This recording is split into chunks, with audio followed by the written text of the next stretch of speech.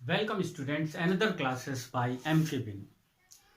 Students, last lecture में हमने human digestive tract को समझा था। इट मीन्स एलिमेंट्री कैनाल को। ठीक, आज के लेक्चर में हम टिथ, ह्यूमन टिथ की बात करते हैं। ठीक, तो फर्स्ट ऑफ ऑल कुछ पॉइंट्स हैं टिथ से रिलेटेड, उसको समझ लेते हैं। जो ह्यूमन बीइंग का जो टिथ होते हैं, ठीक, वो ओरल कैविटी में लोकेटेड होते हैं। पहले हम स्ट्रक्चर की बात करते थे, तो यहाँ पर एक वीएस ऑफ इंसीजर पहले से हमने ड्रॉ कर लिया है। जो वीएस है, इसका स्ट्रक्चर सिर्फ ये इंसीजर का है। इन द सेम फैशन जो भी टिथ होंगे, चाहे वो कैनाइन हो, चाहे प्रीमोलर हो और चाहे मोलर, उनके भी स्ट्रक्चर सेम ही होंगे। तो हम डिस्कस करते हैं। ह्यूमन बीइंग का जो टिथ होगा कंप्राइजेस ऑफ 3 पार्ट। फर्स्ट, यहां से लेकर यहां तक ये रूट होगा। ठीक, रूट इट मीन्स ये वाला जो पोर्शन होगा ये टिथ का, ये सॉकेट में बिल्कुल फिट होगा। ठीक, जो जॉ होंगे, ठीक, lower jaw and upper jaw की जो बोन होगी, उसमें ये टिथ इस रूट की हेल्प से ये पूरा धंसा हुआ रहेगा। अब रूट के ऊपर का हिस्सा इतना, यहां से यहां, ये नेक रीजन हो जाएगा। इतना नेक रीजन, ये जो है neck region is surrounded by gums. ठीक, जो मसूड़े होंगे गम्स के थ्रू ये सराउंडेड होंगे। ठीक, इसके बाद का जो पोर्शन, ये जो बाहर निकला रहेगा गम से, जो टिथ हमें दिख रहे हैं, वो क्राउन हो जाएगा। ठीक, क्राउन रीजन। तो teeth have 3 region: root region, neck region and crown region. ठीक, रूट सॉकेट में फिट होगा, नेक रीजन गम्स के थ्रू सराउंडेड होगा और क्राउन बाहर वाला पार्ट हो गया। ठीक, तो अब यहां पर हम स्ट्रक्चर समझते हैं। तो देखिए, टिथ का जो सबसे आउटर मोस्ट कवरिंग है, दैट इज इनेमल। ये बॉडी का सबसे हार्डेस्ट पार्ट है। ठीक, इनेमल। ठीक, इनेमल सराउंडेड किए हुए है, ये जो पार्ट दिख रहा है दैट इज डेंटाइन पार्ट। ठीक, डेंटाइन पार्ट, ये जो रेस की तरह दिख रही है, दीज आर कैनाल कुलीज। ठीक, और अंदर आप एक कैविटी देख रहे हैं, ठीक, दैट इज पल्प कैविटी। ठीक, पल्प कैविटी के अंदर पल्प भरा हुआ रहेगा। पल्प मीन्स ब्लड वेसल्स होंगी, नर्व सेल होंगी, कनेक्टिव टिश्यूज होंगी, ठीक, और ओडोंटोब्लास्ट सेल्स होंगी। ये ओडोंटोब्लास्ट सेल ही डेंटाइन को फॉर्म करेंगी। ठीक, इसके अलावा जो रूट रीजन में ये पोर्शन दिख रहा है, ये सीमेंट, इसको हम सीमेंट कहेंगे। ये सीमेंट, ये टूथ को, रूट वाले पोर्शन को सॉकेट में फर्मली जो है ये उसको स्टैंड रखता है। ठीक, तो ये सिंपल स्ट्रक्चर हो गया टिथ का। तो यहां से जो क्वेश्चन बनते हैं वो पल्प कैविटी से ही ज्यादा बनते हैं। इट मीन्स जो नर्व सेल होंगी, ब्लड वेसल, यानी ब्लड की सप्लाई कहां तक होगी, तो ये यहीं तक होती है, पल्प कैविटी में। ठीक, अब जैसे दांतों में झंझनाहट वगैरह आ जाना, सेंसिटिव हो जाना, तो ये पोर्शन ही इफेक्टेड होता है, क्योंकि नर्व सेल यहीं पर होती है। तो ये सिंपल स्ट्रक्चर हो गया टिथ का। तो आइए हम बात करते हैं ह्यूमन टिथ की। देखिए, ह्यूमन टिथ जो होगा वो डाइफोडोंट होगा। डाइफोडोंट का मतलब 2 sets of teeth. Human being में 2 सेट्स ऑफ टिथ पाए जाते हैं, that is milk teeth and permanent teeth. Milk teeth को ही टेम्परेरी टिथ भी कहेंगे और डेसिडुअस टिथ भी कहेंगे। ठीक, देखिए, जो मिल्क टिथ है इसके 3 नेम हो गए: मिल्क टिथ, डेसिडुअल टिथ और टेम्परेरी टिथ, ठीक। और दूसरा जो सेट होगा वो परमानेंट टिथ का होगा। तो दो सेट हो गए। So it is called diphyodont, ठीक। Next thecodont. Thecodont it means the teeth are embedded in socket. जो टिथ होते हैं वो सॉकेट में, लोअर जा और अपर जा की जो बोन होगी उसकी सॉकेट में ये टिथ बिल्कुल फिट होते हैं। So it is called thecodont, ठीक। Next heterodont. Heterodont means in human being different types of teeth are present. आपको पता है 4 टाइप के टिथ ह्यूमन बीइंग में पाए जाते हैं। तो ये 4 टाइप डिफरेंट टाइप के teeth, so it is called heterodont. तो ह्यूमन बीइंग क्या है? डाइफोडोंट, थीकोडोंट एंड हेटेरोडोंट, ठीक। अब ये जो 4 टाइप के टिथ हैं, इंसीजर, कैनाइन, मोलर, प्रीमोलर, ठीक, इनके रूट की बात करते हैं। तो देखिए जो इंसीजर होगा और कैनाइन, ठीक, इनमें 1 रूट होती है, ठीक, 1 रूटेड टिथ होते हैं।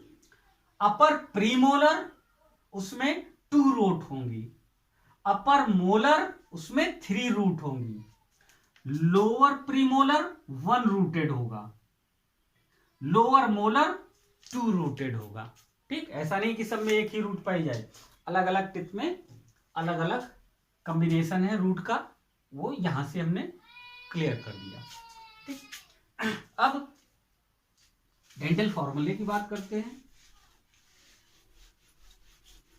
डेंटल फॉर्मूले में मिल्क टिथ का फॉर्मूला अलग होगा और परमानेंट टिथ का अलग होगा। तो उसको हम डिस्कस करते हैं। देखिए पहले मिल्क टिथ,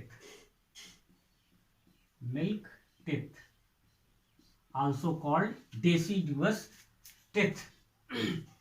तो इसका जो फॉर्मूला होगा 2102 मल्टीप्लाई बाई 2 कर देते हैं। तो देखिए यहां से हम कैसे पता लगाते हैं।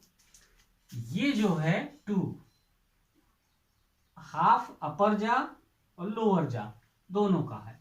तो देखिए अपर जा में 2 2 जा 4 इंसीजर और लोअर जा में भी 4 इंसीजर, कितने हो गए?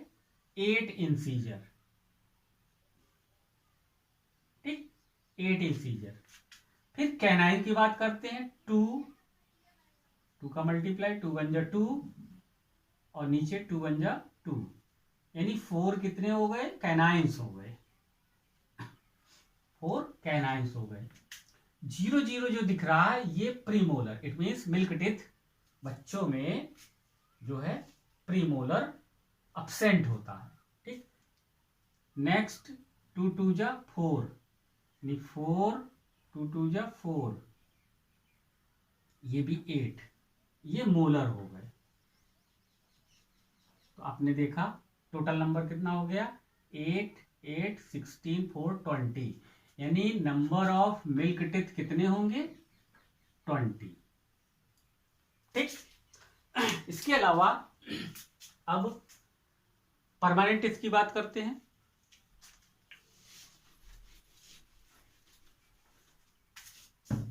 परमानेंट टिथ,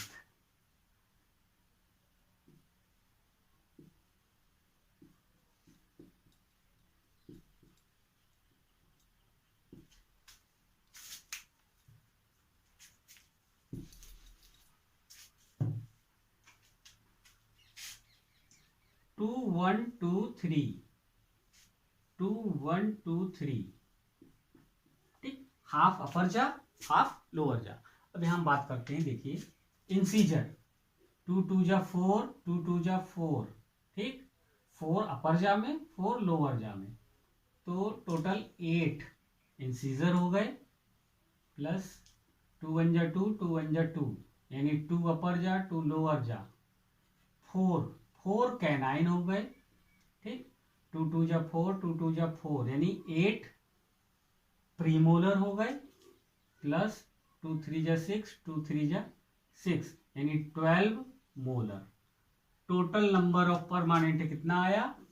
ठीक, 32। तो मिल्क टिथ जो होंगे, टोटल नंबर उनके 20 होंगे। ये जो है टेम्परेरी टिथ होते हैं। These are erupt and taken place by permanent teeth. ठीक, अबाउट 6 ईयर का जब चाइल्ड हो जाता है तो उन मिल्क टिथ की जगह पे परमानेंट टिथ आ जाते हैं। यहां पर ये चीज इंपॉर्टेंट है, प्रीमोलर मिल्क टिथ में इट मीन्स बच्चों में अब्सेंट होते हैं। परमानेंट टिथ में ये जो है एट द एज ऑफ 24, 25, 26 तक भी 32 टिथ आ जाते हैं। ठीक, अब इसमें जो है इनका फंक्शन, जो इंसीजर होगा वो शार्प होंगे, जो फ्रंट वाले टिथ हैं इन्हीं को इंसीजर कहेंगे। ये कटिंग का वर्क करेंगे। ठीक, just after incisor canine pointed होते हैं, chisel shaped, so it is called tearing teeth. ठीक, ये टीयरिंग का वर्क करते हैं, फाड़ने का। आप लोगों ने लॉयन वगैरह में देखा होगा, जो नुकीले वाले पॉइंटेड टिथ होते हैं वही कैनाइन है, उनका मेन फंक्शन होता है टीयरिंग।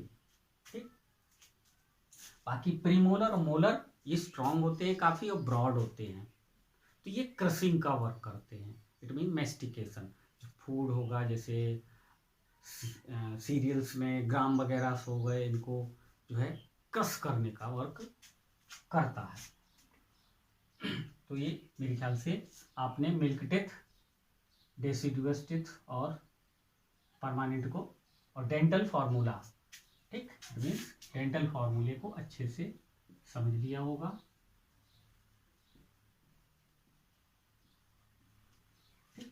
अब एक चीज यहाँ पे इंपॉर्टेंट रह जाती है,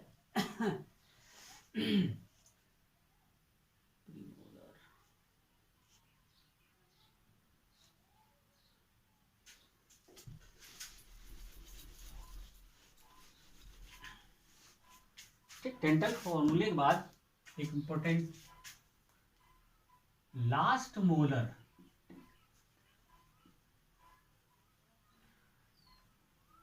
ह्यूमन बीइंग में जो लास्ट मोलर होता है, ठीक, इसी को विजडम टिथ भी कहते हैं। इंपॉर्टेंट है ये, very very important, wisdom teeth. ठीक, और ऐसा माना जाता है these are also vestigial organ.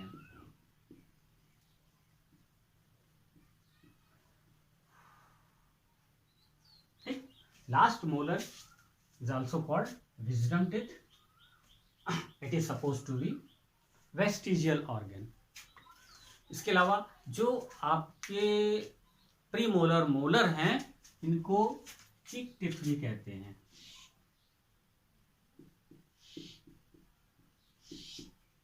ठीक, चिक टिथ यानी जो गालों के बगल में है, सो इट इज कॉल्ड चिक टिथ।